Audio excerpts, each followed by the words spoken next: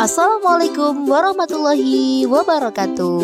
Halo teman-teman semuanya, kembali lagi di channel Zona Edukasi. Pada video kali ini kita akan membahas rangkuman materi ilmu pengetahuan sosial kurikulum merdeka kelas 7 bab 1 bagian 4 tentang cuaca dan iklim di Indonesia. Oke, sebelumnya teman-teman jangan lupa subscribe dan like videonya ya teman-teman. Oke, materi pertama yakni pengertian dari cuaca dan iklim. Cuaca dan iklim adalah salah satu komponen yang tidak terlepas dari wilayah kita, yakni wilayah Indonesia. Oke teman-teman, mari kita bahas pengertian dari cuaca dan iklim. Cuaca adalah kondisi udara yang terjadi di suatu daerah atau wilayah tertentu dalam periode waktu yang singkat, hanya beberapa jam.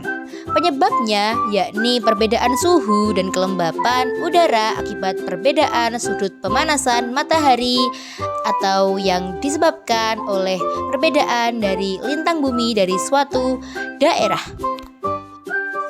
Sedangkan iklim adalah kondisi rata-rata cuaca pada suatu wilayah yang sangat luas dalam periode waktu yang sangat lama, umumnya 11 sampai 30 tahun. Penyebabnya yakni letak geografis dan topografi suatu wilayah yang mempengaruhi posisi matahari terhadap daerah di bumi. Jadi iklim itu lebih lama ya teman-teman daripada cuaca. Kalau iklim itu 11 sampai 30, sedangkan cuaca hanya beberapa jam saja. Oke, materi selanjutnya yakni jenis-jenis iklim di Indonesia. Negara Indonesia pasti mempunyai berbagai macam iklim ya teman-teman, tergantung pengaruh-pengaruh apa saja yang ada di daerah sekitar tersebut. Jadi suatu daerah yang mempunyai ciri khas tertentu itu bisa mempengaruhi iklim di daerah tersebut ya teman-teman. Oke, untuk itu mari kita pelajari bersama-sama jenis-jenis iklim yang ada di negara kita, yakni negara Indonesia. Indonesia memiliki 3 jenis iklim utama. Yang pertama yakni iklim laut. Terjadi karena Indonesia merupakan negara kepulauan yang dikelilingi oleh laut atau samudra luas, bersifat lembab dan mendatangkan banyak hujan. Yang kedua yakni iklim tropis atau panas. Terjadi karena letak Indonesia berada di sekitar garis khatulistiwa atau ekuator, menyebabkan curah hujan tinggi atau hujan naik tropis.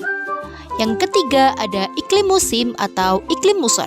Terjadi karena pengaruh angin musim yang tertiup berganti arah setiap setengah tahun 6 bulan sekali akibat perbedaan tekanan udara antara samudra dan benua. Yang pertama ada angin musim barat daya, bertiup antara Oktober sampai April, bersifat basah dan membawa musim penghujan. Angin musim timur laut bertiup antara April sampai Oktober, bersifat kering membawa musim kemarau. Curah hujan di Indonesia tergolong besar, rata-rata sekitar 2.500 mm per tahun, ditunjang oleh penyinaran matahari sepanjang tahun. Kondisi ini sangat mendukung kegiatan pertanian dan ketahanan pangan. Hal ini adalah poin positif letak Indonesia di garis khatulistiwa karena bisa sebagai kegiatan pertanian dan ketahanan pangan Indonesia. Materi selanjutnya adalah perubahan iklim dan pengaruh perkiraan musim. Apa sih pengaruh iklim yang ada di Indonesia dan pengaruh dari perkiraan musim yang terjadi di Indonesia? Mari kita bahas materinya bersama-sama. Perubahan iklim ditandai oleh perubahan temperatur rata-rata harian yang mempengaruhi. Yang pertama ada pola curah hujan. Yang kedua ada kenaikan tinggi muka air laut. Yang terakhir ada variabilitas iklim seperti El Nino dan La Nina. Selanjutnya ada dampak perubahan iklim bagi Indonesia. Iklim yang ada di Indonesia pasti juga ada dampak ya bagi kehidupan masyarakat di Indonesia. Jadi kita itu penting ya teman-teman tahu dampak dari iklim Indonesia ya teman-teman. Jadi mari kita bahas dampak dari perubahan iklim bagi Indonesia bersama-sama. Teman-teman jangan lupa hafalkan ya, siapa tahu nanti keluar di ujian untuk menyebutkan dampak perubahan iklim bagi Indonesia. Yang pertama ada produksi bahan pangan terhambat, padi, jagung, ikan, dan lain-lain. Yang kedua ada risiko bencana banjir di daerah pesisir atau dataran rendah serta abrasi pantai. Yang ketiga ada terganggunya pengiriman barang atau distribusi lewat transportasi laut. Yang keempat atau yang terakhir ada kerusakan tempat wisata dan ekosistem laut. Jadi itu ya teman-teman dampak perbedaan iklim bagi Indonesia. Materi selanjutnya adalah fenomena global yang mempengaruhi iklim di Indonesia. Yang pertama ada El Nino, fenomena yang menyebabkan curah hujan berkurang drastis yang memicu kekeringan panjang, kebakaran hutan, dan kabut asap. Yang kedua ada La Nina, kebalikan dari El Nino. La Nina ini memicu peningkatan curah hujan berlebih yang tidak terprediksi, berlangsung sekitar 12 sampai 36 bulan, terjadi 3 sampai 7 tahun sekali.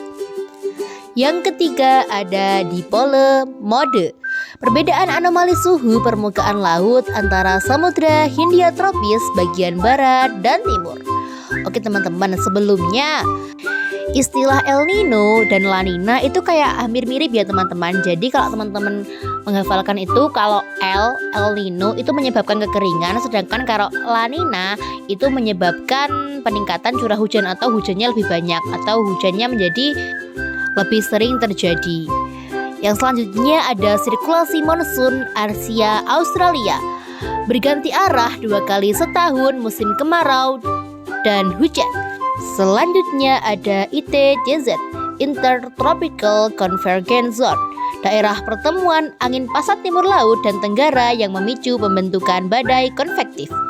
Yang selanjutnya ada suhu permukaan laut, mempengaruhi tingkat penguapan dan pembentukan awan hujan.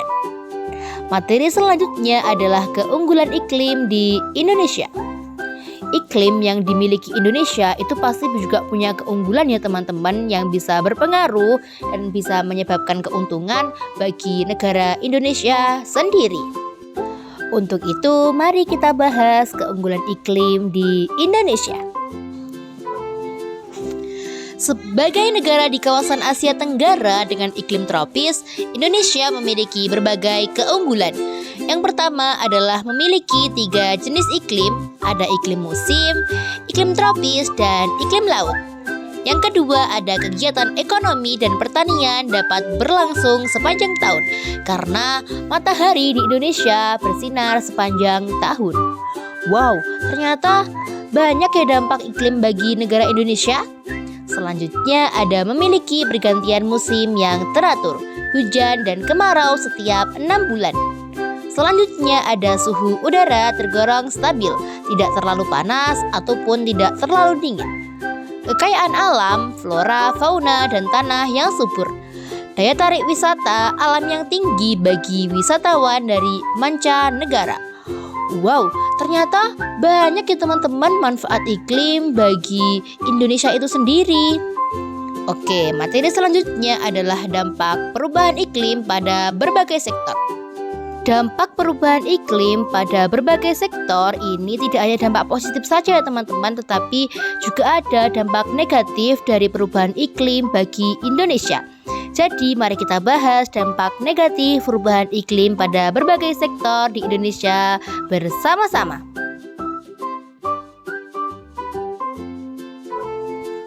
Yang pertama ada sektor pariwisata. Kerusakan objek wisata atau abrasi, erosi banjir mengurangi jumlah wisatawan.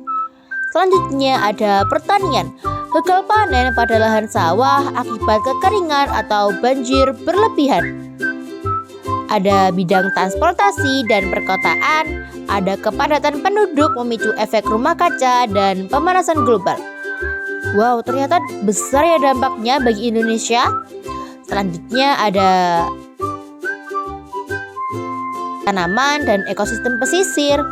Hujan berkepanjangan memicu pembusukan tanaman, pemanasan global merusak ekosistem hutan mangrove dan terumbu karang atau bleaching. Selanjutnya ada daerah arid atau daerah gurun mengalami kekeringan parah sehingga hanya tanaman adaptif seperti kaktus yang dapat bertahan. Wow, ternyata sangat besar ya dampak negatif bagi Indonesia. Oke teman-teman semuanya, sekian rangkuman materi ilmu pengetahuan sosial kelas 7 bab 1 bagian 4 tentang cuaca dan iklim di Indonesia.